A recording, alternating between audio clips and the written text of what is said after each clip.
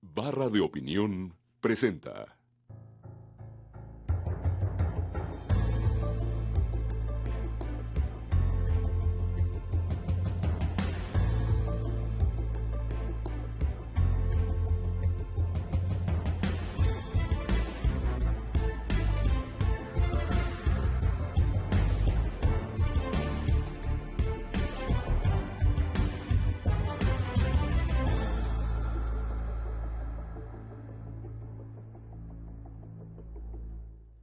Hola, ¿qué tal? Muy buenas noches. Qué bueno que nos acompaña en esta nueva emisión de Entre Tres. Este fin de semana se conoció una noticia que quizá es pues una de las primeras sacudidas de la temporada electoral y fue el anuncio de que uno de las coaliciones que se estaban formando para competir en el proceso electoral de este año se rompe, que es una parte de la coalición que iba a acompañar a Enrique Peña Nieto como candidato del PRI, y la decisión, digamos, una decisión que que sorprende también, que es una decisión bastante amigable, a pesar de ser una separación entre el PRI y el Partido Nueva Alianza. Y creo que, bueno, pues esta es una decisión que tiene muchas implicaciones políticas, digamos, legales también, que habría que analizar. Y queremos hablar de este tema, pero no solamente de este tema, sino también de todo el caldo digamos, de asuntos que tienen que ver con la materia electoral, con el sitio de las autoridades electorales en este proceso. Y tenemos el gusto de recibir esta noche a dos amigos que nos han acompañado ya en otras ocasiones, a Jorge Alcocer. Jorge, muy buenas noches. Buenas noches. Gracias por acompañarnos, y a Luis Carlos Ugalde. Gracias, Luis Carlos. Gracias, Carlos. Pues yo creo que es una sacudida realmente importante el hecho de que, digamos, el Partido Nueva Alianza, un partido que, digamos, tiene mucha leyenda detrás, un partido joven, pero que carga ya con una gran mitología sobre su poder electoral y sobre lo que implica en términos de opinión pública, que irá por su cuenta en la elección presidencial, por lo menos. No sé cómo lo vean. Creo que hay estos dos elementos, tanto el elemento político propiamente como las consecuencias jurídicas de esta decisión, ¿no? Que, para arrancar, que parece que el maestro Moreira no es bueno para esto de las deudas, porque dejó muy grabado al partido. Es decir, en su negociación con el Verde y con el PANAL, prometió muchas cosas que la dirigencia actual no pudo o no quiso pagar. Creo que el fondo del problema es cómo concilias a un grupo corporativo que está fuera del partido, que estuvo históricamente adentro, que es el sindicato y el PANAL, con las distintas grupos análogos, sobre todo en algunos estados, que se sentían injustamente desplazados, y aparentemente en la negociación de cómo nos acomodamos, pues descubrieron que ya no cabían. Para mí esa es la explicación del por qué no salen enojados. El proyecto sigue siendo compartido por lo que han dejado ver hasta ahora, y sí tiene implicaciones, creo, en materia de lo que podemos ver durante la elección. Tiene algunos costos para el PRI, pero también algunas ventajas, y empiezo quizá con ella, porque claramente la maestra, siendo ese personaje que tú dices, para muchos era incompatible con la idea del nuevo PRI, con un proyecto modernizador, etcétera.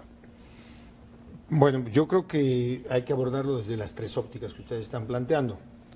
La óptica de lo jurídico, cuáles son las consecuencias en términos legales de esta decisión de ruptura de una coalición registrada desde el mes de noviembre. Otra es el ámbito de las implicaciones políticas, político-electorales, diría yo. O sea, ¿cuál es el nuevo escenario? Y me atrevo a adelantar, aquí el tablero ha cambiado. Las piezas en el tablero se movieron respecto de lo que teníamos el viernes de la semana pasada. Y finalmente, ¿cuál es el impacto que esto va a tener en la conducta del partido que ha salido de la coalición? O sea, ¿qué va a hacer el Partido de Nueva Alianza? Que al final de cuentas es el que se queda, pues vamos a usar la analogía, colgado de la brocha. Porque ahora tiene muy pocos días para poder ajustar. ¿A qué te refieres con que haya cambiado el escenario, el tablero? Teníamos ¿Qué tan fuerte es en esa perspectiva sacudida? el viernes de la semana pasada 3 candidatos a la presidencia, por ejemplo. Eso ya en sí mismo... 2 con nombre y uno... Teníamos, en perspectiva, 2 coaliciones que cada una integraba a 3 partidos. Tenemos 7 partidos políticos nacionales, ¿sí? En la coalición encabezada por López Obrador y el PRD, 3 partidos.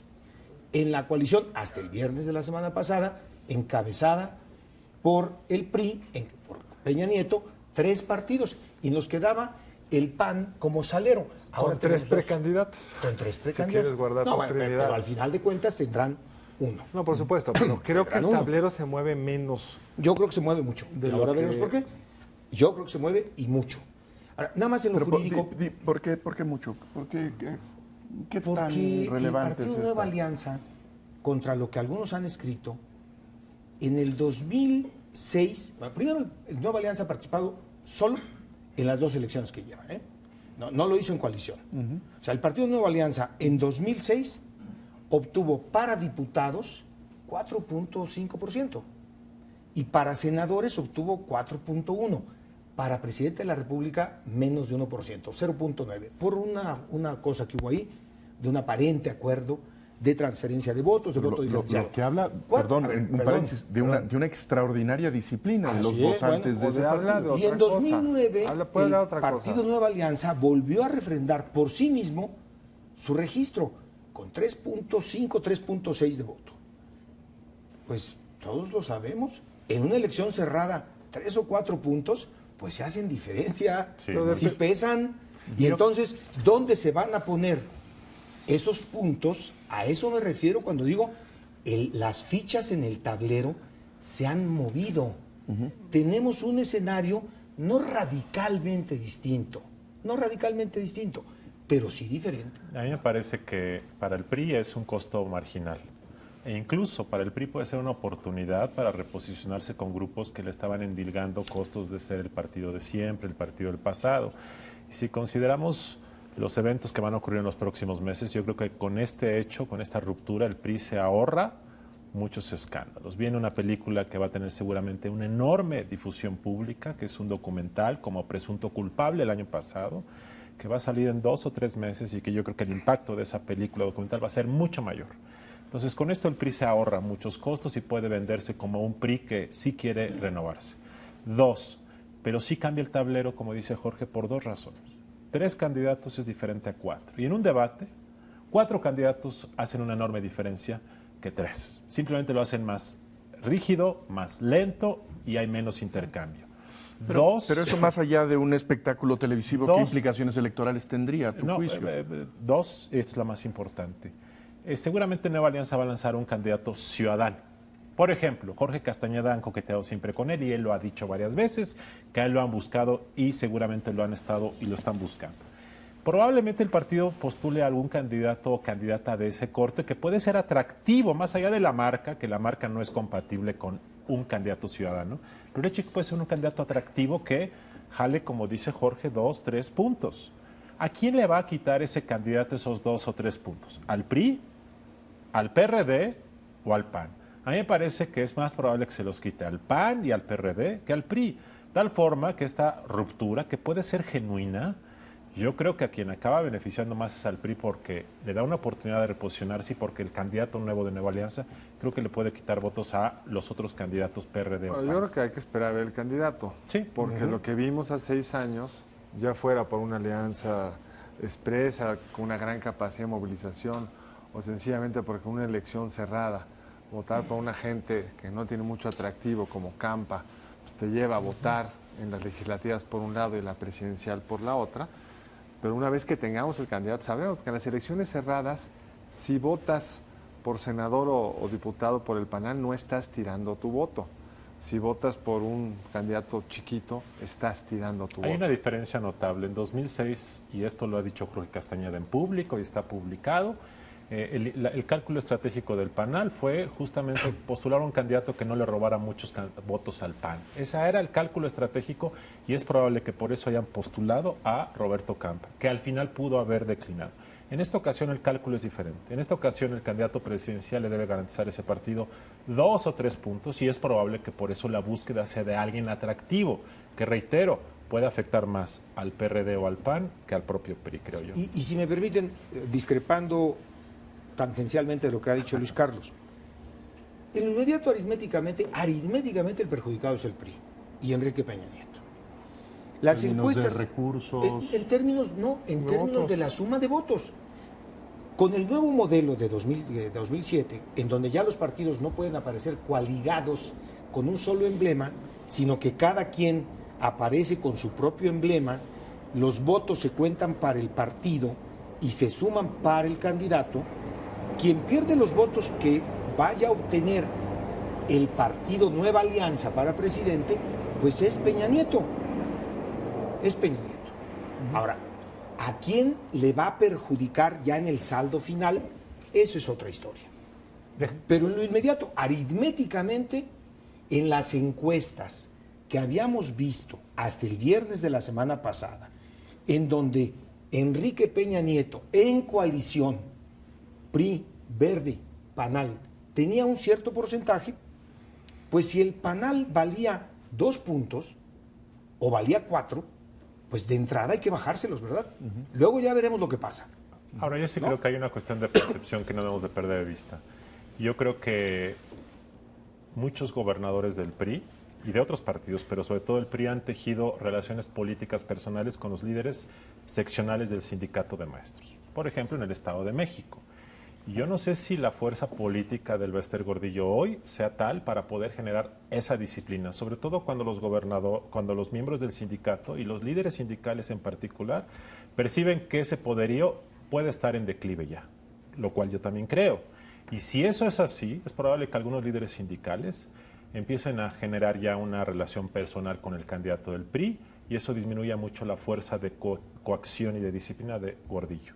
Y eso entonces, por lo tanto, yo creo que hace pensar que probablemente el efecto negativo sobre Peña pueda ser menor. Me parece que es Estado por altamente estado, ¿no? especulativo. Hay que verlo estado por Tendría que estado. haber estado por estado, ver en la práctica qué tipo de candidato tienen, si es realmente una gente que solo quiere testimonialmente jugarle a ganarle votos a Josefina ya si fuera la candidata y al observador, o por ejemplo en el debate va a ser agresivo con Peña, y entonces tiene un costo adicional por ese lado. Hay muchas imponderables. Lo que sí sabemos es lo que dice Jorge, y además que perdieron dinero.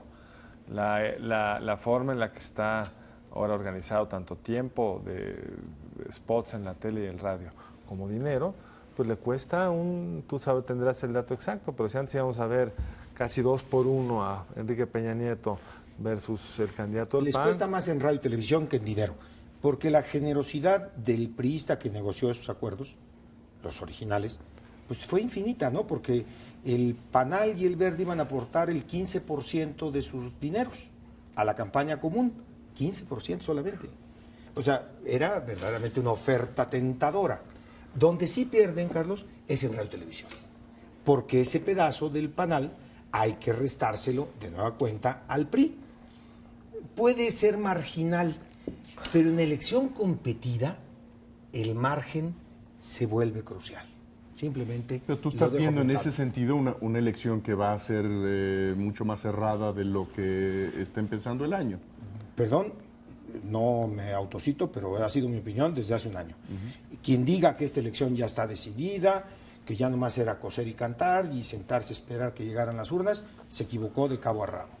Esta va a ser una elección competida. Estamos viendo, no solamente por este factor del que estamos hablando altera las coordenadas que estábamos analizando hasta el viernes pasado, pero creo que mientras la candidata o candidato del PAN no salga en lisa, debemos guardarnos en cuanto a las encuestas. En pocas palabras, Jesús, para responder tu pregunta, no hay nada escrito, pero creo que sí puedo adelantar algo, es mi perspectiva. Esta va a ser una elección competida, muy competida. Ahora, ¿pone en riesgo también la alianza con el Verde? Han salido a decir que no importa, no sé qué, que realmente está firme, pero los priistas que pierden en las entidades donde generosamente les dieron espacio a los niños verdes y amigos, que incluso son menos, digamos, miembros antiguos de la estructura priista, que entienden la lógica, que podrían buscar, como tú dices, desde afuera, vincularse nuevamente al PRI. Estoy hablando de Quintana Roo, el Estado de México, la Ciudad de México, donde van a llevar aparentemente candidatos del Verde. ¿Hay información de que esa esté tejiendo también otra vez? Pero yo me pregunto una cosa, lo dejo aquí sobre la mesa. Dicen que la razón para romper con el PANAL, una de las razones para romper con el PANAL, es que tuvieron encuestas en el PRI de que la alianza Peña Nieto, la profesora Gordillo, le restaba puntos a Peña Nieto. Pues yo nomás me pregunto si de descrédito hablamos, que acaso el Verde es la Madre Teresa de Calcuta, o el descrédito del Verde de qué tamaño será.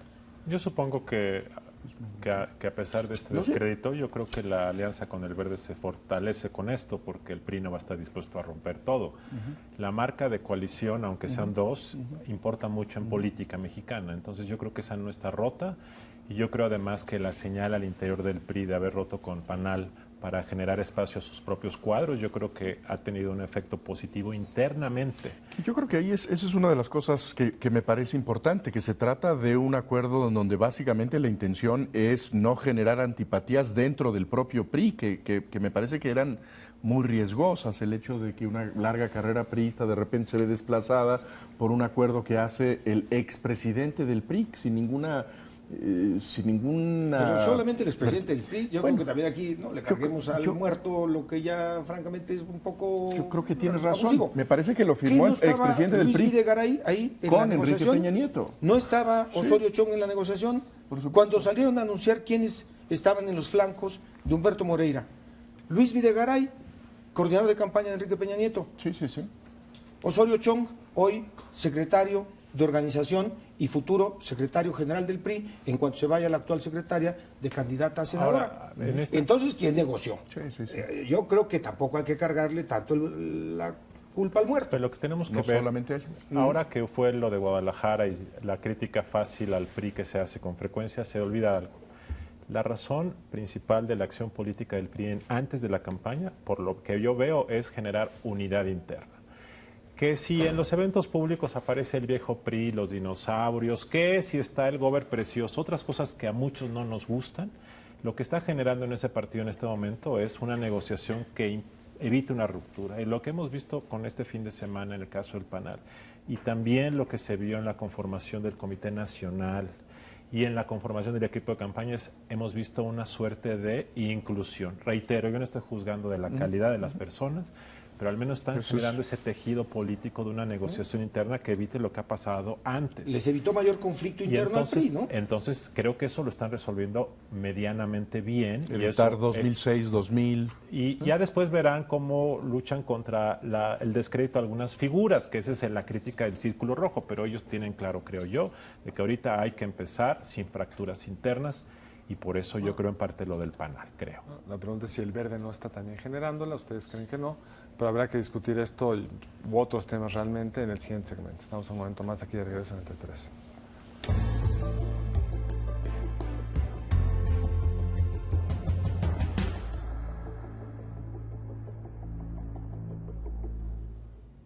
Estamos de regreso en Entre Tres y realmente el tema que se fue cocinando durante la semana fue otro. Es toda la discusión respecto a qué se pueden hacer con estas reglas electorales. La primera elección presidencial que tenemos con este paquete de reglas y han ido surgiendo muchas incertidumbres. Una, por ejemplo, ¿se puede o no organizar debates desde los medios de comunicación? ¿Qué tipo de sanciones podrían enfrentar estos periodistas que han sido citados por el tribunal? ¿Cuáles son las restricciones realmente a la libertad de opinión que impone hoy la nueva ley electoral? Entre muchas otras que van a ir surgiendo, me parece que la ley es una regla nueva, con un espíritu de controlar el detalle de forma tal que hay que discutir qué significan muchos de los puntos y va a ser una elección muy litigiosa, muy peleada ante los tribunales. Y ya vimos pues, una primera como conflicto por parte de la Cámara de Industria de la Radio y la Televisión preguntándole al IFE qué podemos hacer, qué se puede hacer realmente con esta regla en términos de opinión pública, debates, etcétera. Bueno, antes que nada un comentario general. A mí me parece que esta ley electoral es sobreregulatoria y la sobreregulación genera litigio en cualquier materia penal, civil, mercantil. Ese es creo que el primer error conceptual, pensar que tú puedes modificar el comportamiento humano a partir de restricciones y que esas restricciones te van a dar como fin último más equidad o una democracia más barata o políticos mejor portados. Creo que ninguna de esas cosas se logra porque Creo que el problema de la ley electoral es que no ataca el fondo del problema. Voy a poner solo un ejemplo. Se piensa que si los partidos ya no compran spots, la democracia es más barata y más equitativa. Pero no vas al fondo del problema, que es la concentración de la industria, de la propiedad de la industria. Si tú solamente quieres regular el punto de venta, en lugar de atacar la concentración, lo que acabas generando es lo que ya se generó, un mercado negro en donde se vende cobertura editorial. A nivel local se han encarecido mucho las campañas porque algunos medios locales, empezando por la prensa, han estado vendiendo cobertura. Entonces, creíste que resolviendo la superficie de la piel, o sea, el punto de venta, solucionabas un problema y lo empeoraste. Este tipo de temas está plagada la ley electoral y por eso sobreregula, genera litigio y no ataca el fondo del problema.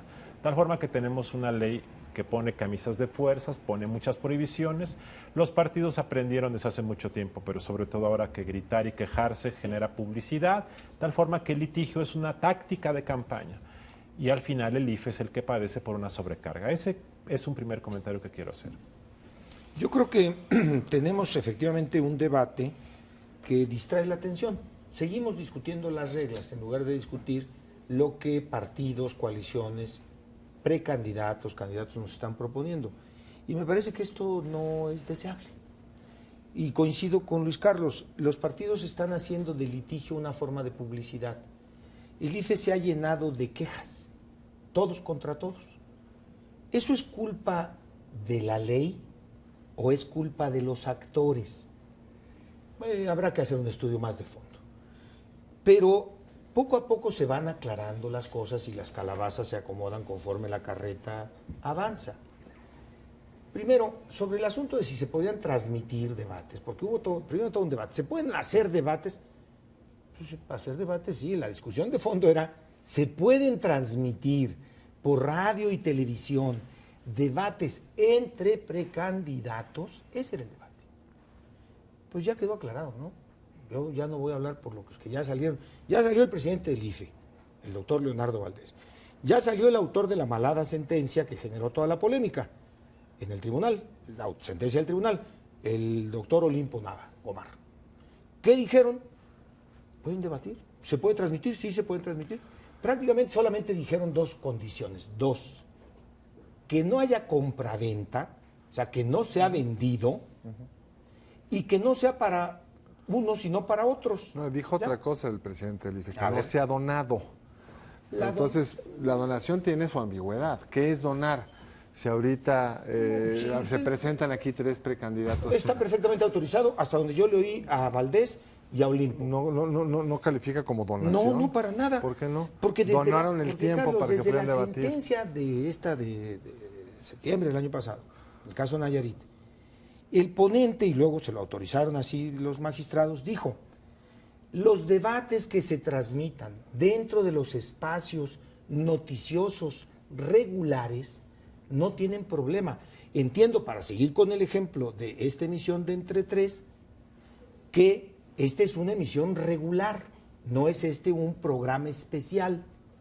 Si aquí ustedes hoy tuvieran o mañana tienen a los 3 precandidatos de Acción Nacional o pasado mañana tienen a los 4 candidatos a la presidencia de la República, eso es absolutamente acorde a la Constitución y a la ley. A ver, Jorge. Lo que no, pero nomás para terminar, lo que no se vale es hacer un debate con un solo precandidato, porque pues entiendo hasta donde me da la lógica que para debatir pues se requieren 2, ¿verdad? Si no, pues eso es una entrevista. Pero sí hay, me parece que un retroceso básico en el desarrollo político de México, que me parece que habíamos llegado a la elección anterior con un acuerdo básico sobre el piso de las reglas y había discusiones sobre muchas cosas, pero teníamos un acuerdo sobre las reglas, ese lo perdimos.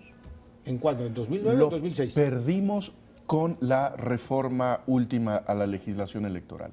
Hoy tenemos nosotros a los actores políticos y a los principales actores sociales en pleito sobre la sensatez de las reglas, sobre la aplicabilidad de las reglas, sobre el carácter democrático o liberal de las reglas. En ese sentido, fuimos para atrás, Jorge. No, más bien se han inventado debates empezando por la CIRT, por la Cámara de la Industria de Radio y Televisión, que hay que decirlo con todas sus palabras. Nunca les gustó la reforma porque les quitó el negocio, Jesús. Bueno, por favor. Pero lo que tenemos nosotros aquí es que sí había un acuerdo. Y creo que una de las cosas fundamentales para un proceso electoral es que los distintos actores políticos sepan qué es lo que se vale y qué es lo que no se vale. En un juego de fútbol es muy claro, cuando empieza el torneo, que no se puede agarrar la pelota con la mano.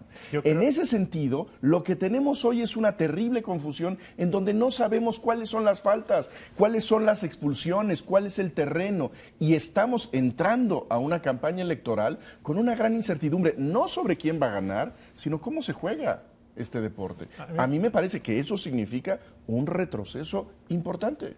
Hay que juzgarlo con respecto a los fines, eso es muy importante.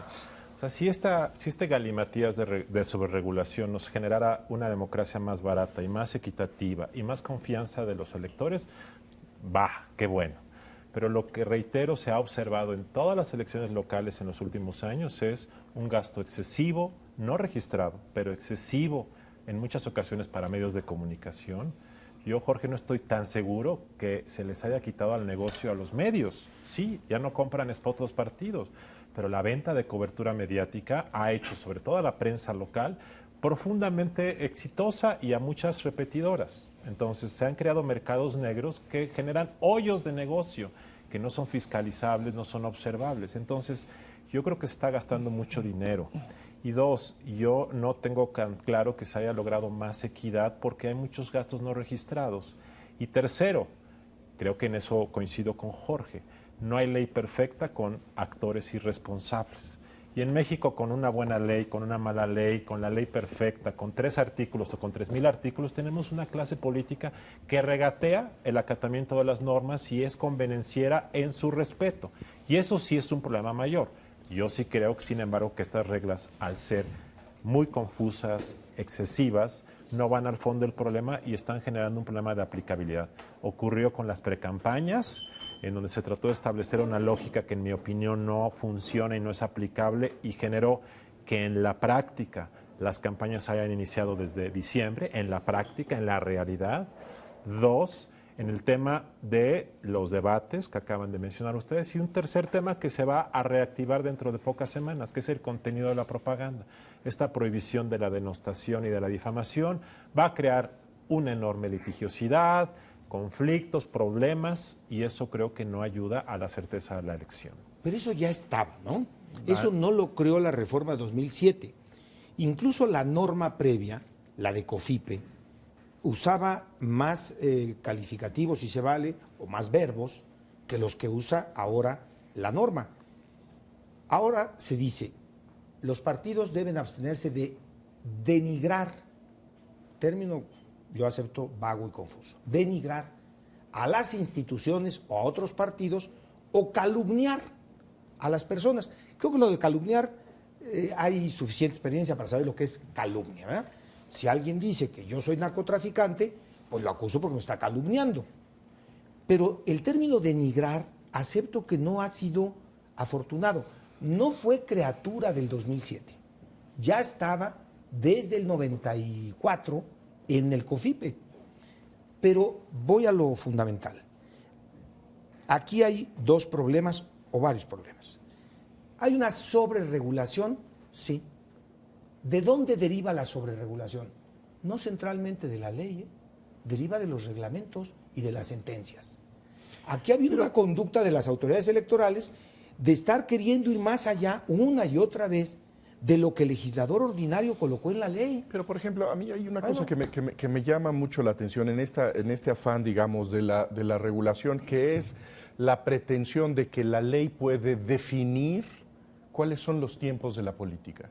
Y que por lo tanto a partir de la ley puede establecerse en qué momento un actor político puede decir yo aspiro, yo quiero quiero ser diputado, quiero ser senador, quiero gobernar la Ciudad de México, quiero ser presidente de la República. Y en ese sentido, lo que nos encontramos gracias a la ley, y eso me parece que sí es obra y gracia de nuestra ley, es a una simulación verdaderamente lamentable que creo que es la peor pedagogía cívica que puede haber, que es que nosotros vemos actores políticos que están tratando de presentar una cara falsa, en donde no puede presentarse abiertamente la ambición política como algo razonable, que se puede ventilar por todos lados y en donde se dice, yo sí aspiro a este puesto y quisiera que me apoyen. Coincido contigo, Jesús, nada más que pido que recordemos que se discutía en 2005 o en 2006. Se decía, es que no puede ser que el señor Vicente Fox haya estado en precampaña 3 años, Pues es que ese es abusando de su cargo como gobernador de Guanajuato. ¿Y qué se dijo después? No se vale que el señor López Obrador, abusando de su cargo, haya desatado precampaña. Todo eso se dijo y se le pidió al legislador que pusiera límites. Cuando los puso, no funcionó.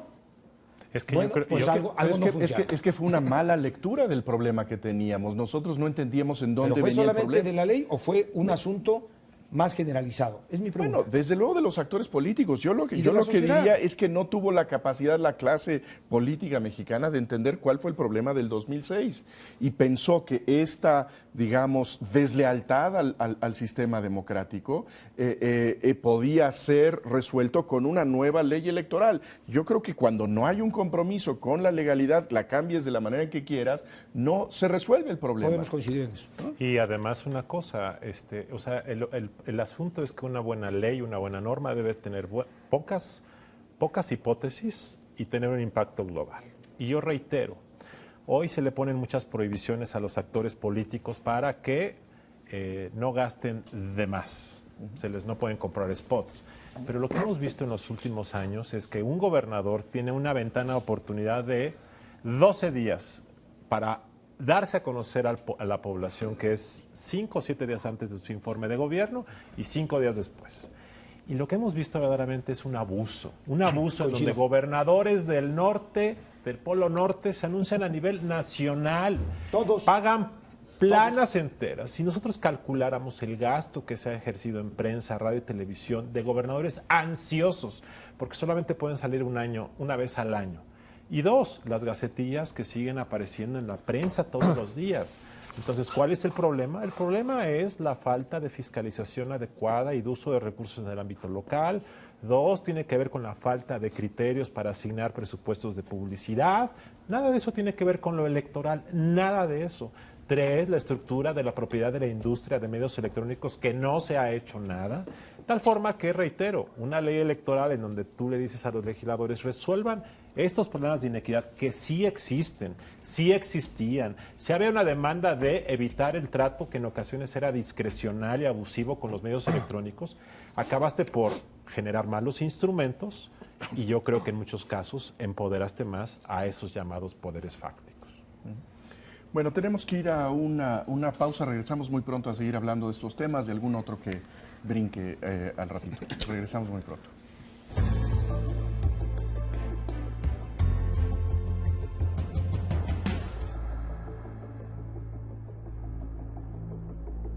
Seguimos hablando con Luis Carlos Ugalde y Jorge Alcocer.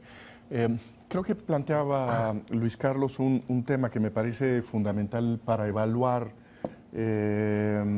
la nueva ley electoral y es contrastarla con sus objetivos. El gran objetivo de la reforma electoral es tener un proceso electoral más equitativo.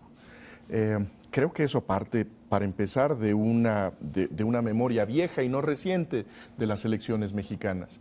Y yo pienso que en este momento estamos ante un proceso que será mucho más inequitativo que el proceso electoral del 2006, en donde el Partido Revolucionario Institucional, por su buen éxito en la elección intermedia, por su alianza que está un tanto menguada, pero que sigue ahí con el Partido Verde, pues empieza con una posición muy ventajosa frente a sus adversarios. Y en ese sentido, pues si queríamos equidad, creo que no la ganamos. Por un punto muy importante, que las campañas se acortaron.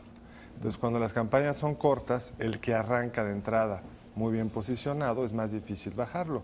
Entonces, todas las estrategias que contaba Luis Carlos hace rato, de posicionarte muy claramente antes del proceso electoral, como gobernador, como senador, donde puedas hacer un reporte de tus actividades con las restricciones que marca la ley, pero siguen siendo muy amplias, en parte por una sentencia del tribunal, a mi juicio totalmente equivocada, que lo avaló con respecto a una campaña de Enrique Peña Nieto.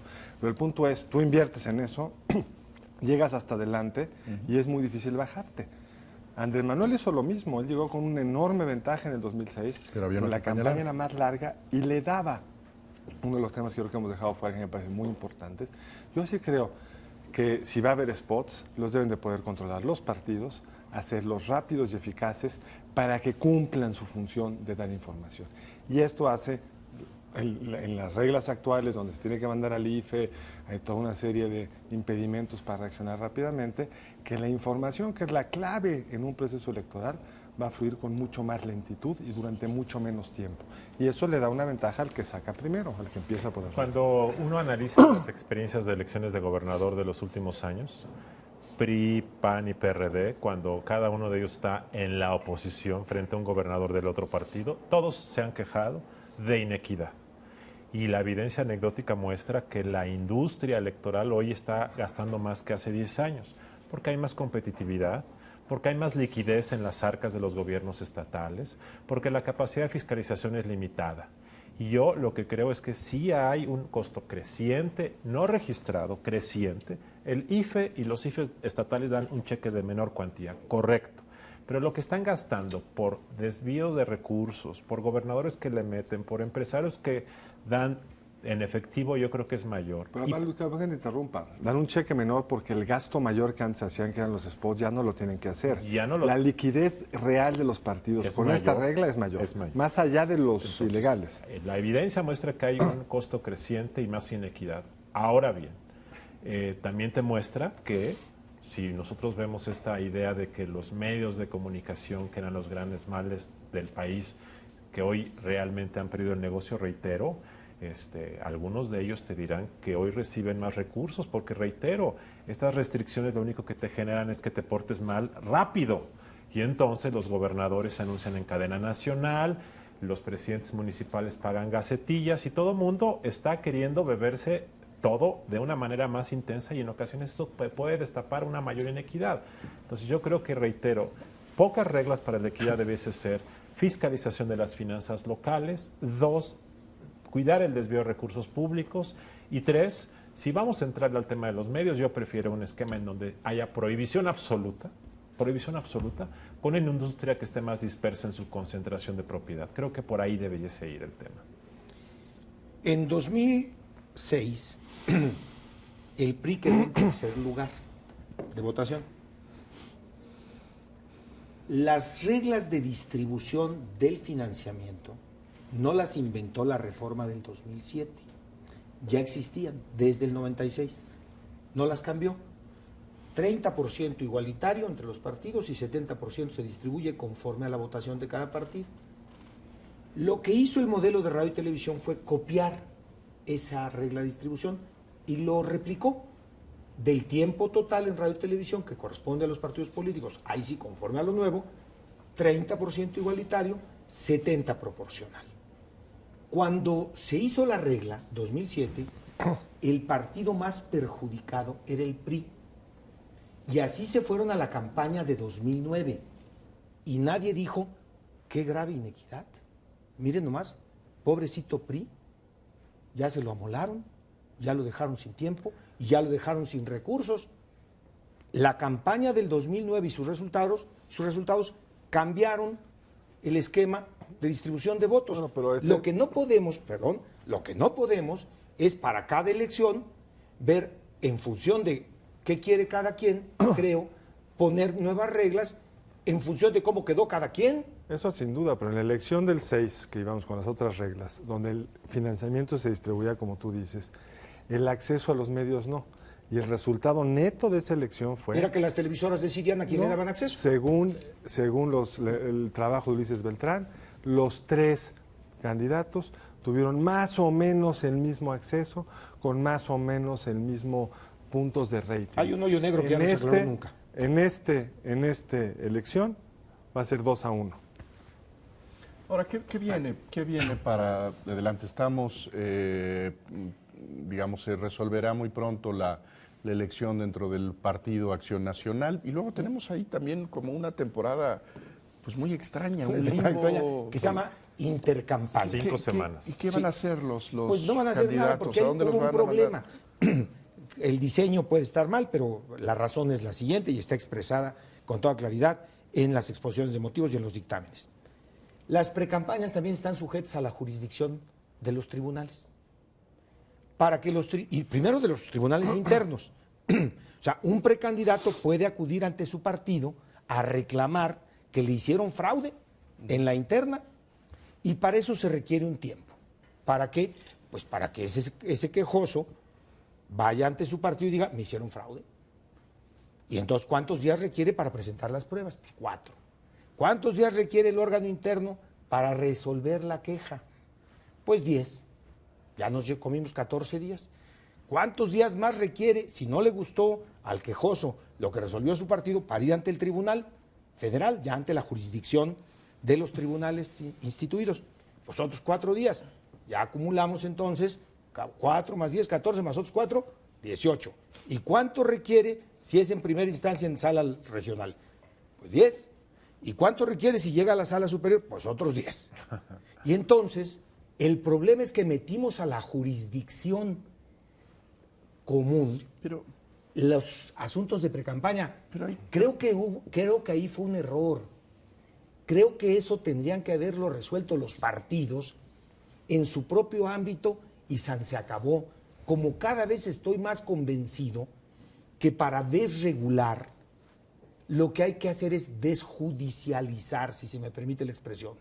No puede ser que tengamos un tribunal que el año pasado solamente en su sala superior ya llegó a 14,000 juicios. Pero no responde de también, protección. digamos, al mismo vicio, digamos, de concepción de dónde está la ley en un proceso electoral, que es esta idea de que a partir de un juicio del Congreso de la Unión con sus asesores, nos va a decir cuáles son los tiempos de la política. Esto es lo que nos... Fueron los tiempos de la política, Por fueron los supuesto, tiempos de los tribunales. Bueno, justamente por eso, lo que está haciendo es rompiendo con la naturalidad de la competencia electoral y la competencia política, que me parece que es muy importante que se deje fluir de la manera más espontánea y más natural del mundo.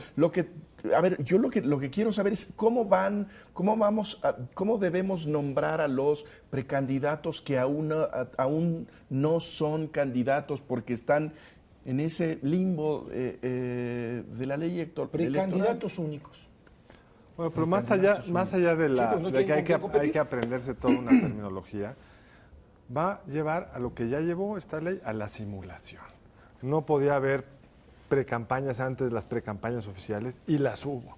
Todos los hicieron igual. ¿Qué van a hacer los precandidatos o candidatos ya sancionados si no hay ninguna... Presuntamente ganadores. Como los quieran llamar. ¿Qué van a hacer? Entre el 22 de febrero y el 29 ¿Qué van a hacer de esas marzo? 5 semanas? ¿Se van a ir a...? Hay que regalarles novelas de amor para que lean. Bueno, el hecho es que va a ocurrir lo que está ocurriendo. Van a estar recorriendo el país y como los medios le dan cobertura, pues no son va a haber campañas tiempos en radio y realmente. televisión, no van a estar en radio y televisión. Pero aquí también luego se dicen cosas que cuando menos no están en la ley, mi querido Carlos. No están en la ley. Son discusiones entre nosotros a partir de sentencias del tribunal. Bueno, que no es trivial, la sentencia del tribunal. Yo estoy de acuerdo. Yo creo, pero es lo que yo creo, que en esas fechas, cuando terminan las precampañas y en tanto arrancan las campañas, lo único que ocurre es que los señores que ya ganaron su precandidatura, sea presidente de la República, diputados o senadores, pueden seguir haciendo cuestiones de debate entre ellos a nivel territorial. Pues no pueden estar en la tele. Pues no ¿No pueden. los podemos invitar a un programa como este? O al programa? Sí, a ver, no pueden estar en los mensajes en radio y televisión que la ley asigna a los partidos políticos, a esos espantosos spots de los que todos nos quejamos. En esos no pueden estar. Pero que la nueva ley los permitió exponenciados. Pero, a ver, una sugerencia. Ya nos puede cambiar la ley. Sí se puede. Mejor busquémosle por el lado positivo. ¿Cómo se buscan las interpretaciones entre todos, desde la sociedad, desde los medios, que faciliten el debate y que faciliten la exposición ante la sociedad de esos precandidatos con los valladares básicos que puso la Constitución y que puso la ley? porque la exageración en la regulación, insisto, no está en la ley. O sea, lo que va a ocurrir en la práctica es que vamos a seguir con esta temporada electoral y lo único que va a ocurrir a partir del 22 de febrero, que es cuando concluyen 29. las... 29 de febrero. Es entre el 22 concluyen los comicios internos. Bueno, lo que va a ocurrir a fines de febrero es que el PAN dejará de aparecer en spots, los precandidatos del PAN. Y entonces durante todo el mes de marzo, Peña, López Obrador, el candidato del PANAL y el del PAN estarán fuera de circulación de spots. De spots. Pero estarán haciendo eventos de campaña y tendrán la cobertura mediática y de radio y por lo tanto será una campaña sin spots. El efecto negativo, creo que es cierto, hay que buscar el lado bueno porque ya no hay solución, es que hubiera debates televisados por los medios de comunicación. Los va a ver. Muchos de ellos se van a resistir a darles el espacio argumentando que la ley es complicada. Pero lo que vamos a hacer al final, el saldo negativo va a ser es que las campañas van a ser más largas en tiempo y va a haber como diversos periodos en donde la gente dice, bueno, estaban en spots, ahora ya no están en spots, ahora vuelven a estar en spots. Esta cuestión sí probó que puede acabar siendo muy desgastante para la opinión pública y puede acabar siendo un evento mucho más largo en tiempo, porque la reforma electoral buscaba que las campañas que duraban 6 meses duraban ahora 3.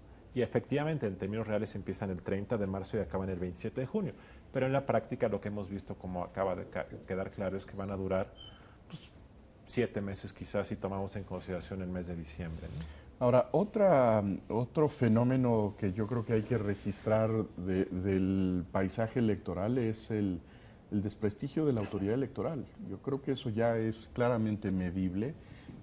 Tenemos nosotros una encuesta reciente donde ubica que prácticamente la mitad de la población, el 47%, de acuerdo a una encuesta del Universal, no siente confianza por el IFE. Yo creo que esto es algo que también significa un retroceso.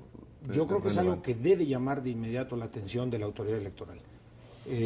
Habrá otras encuestas que se puedan poner sobre la mesa, pero la que tú mencionas, Jesús, a mí me parece preocupante. Es grave, ¿no? Es grave porque, y aquí Luis Carlos me corregirá, no recuerdo un arranque de proceso electoral, salvo el de 94, ya refiriéndonos a lo posterior, en donde la autoridad electoral inicie o esté en pleno proceso, porque ya estamos en pleno proceso, y tenga el cuestionamiento de incredulidad, de falta de confianza de la mayoría de los entrevistados.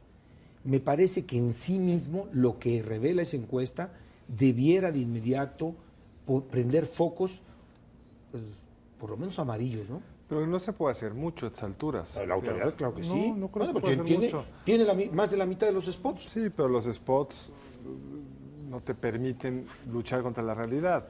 El tiempo en el que estuvo vacío el instituto, el permanentemente estar siendo criticados por los partidos, porque en cuanto sale una resolución que no te gusta, lo criticas y viceversa. Entonces la propia judicialización de la elección genera que siempre alguien esté hablando mal del IFE durante el proceso, no como antes que hablaban más bien al Me final. acordaba que hay una propuesta de que en el Consejo General a los partidos se les devuelva el voto, pero se les quite la voz. Sería muy sano, probablemente. Sí, efectivamente, ese es un tema que está. Las cosas han cambiado y creo que hoy el IFE enfrenta más adversarios afuera. Por ejemplo, los medios de comunicación que ante esta regulación compleja pues se han convertido en, antes eran aliados, en 2006 lo fueron, en 2000 también, y ahora son críticos. Dos, por culpa del Congreso durante un año o más el IFE estuvo incompleto y fue una crítica constante, que no es culpa del IFE, es culpa de actores externos. Y en 2006 el IFE enfrentó una adversidad, pero fue después de la elección, no antes. Entonces, en este momento, en 2006, el IFE tenía un enorme apoyo de confianza, que después cambió cuando vino el problema ¿Crees que va a postelectoral. tener el costo que se ha mencionado más de una vez, de que la parte voluntaria de la maquinaria electoral, los funcionarios de casilla, que son No creo que sorteados? eso lo afecte mucho. Yo creo que ellos van a participar. Yo creo que el IFE lo va a hacer muy bien, lo está haciendo muy bien. Yo creo que eso va a ser impecable y vas a tener gente que no quiere participar. En todo caso, yo creo que el factor que más puede afectar la capacitación de funcionarios tiene que más que ver con la inseguridad, pero no con esto. La gente cuando quiere participar se pone muy contenta y acudir al llamado del IFE. Pues es un tema complicado, nos faltaron muchas cosas, pero Algunas. avanzamos en esto. Jorge, muchas gracias. Gracias a ustedes. Luis Carlos. Gracias, Carlos. Gracias, Jesús. Y gracias a ustedes por acompañarnos en esta emisión de Entre Tres. Nos vemos el siguiente lunes. Buenas noches.